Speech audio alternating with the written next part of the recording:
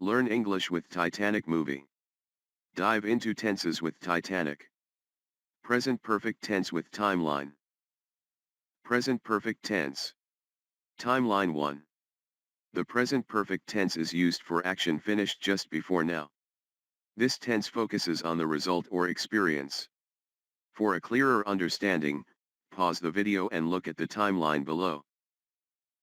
Timeline 2. The present perfect tense is used for action started in the past, continuing to now.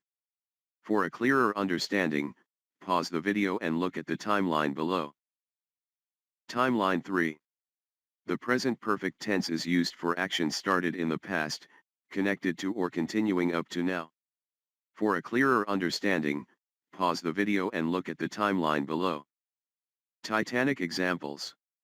Old Rose has lived a very long life since the Titanic sank. Her living started in the past and continues up to now. Explorers have searched for the diamond many times.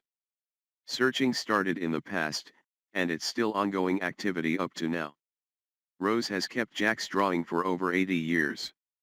Keeping started in the past and continues up to now. The world has heard the story of Titanic many times.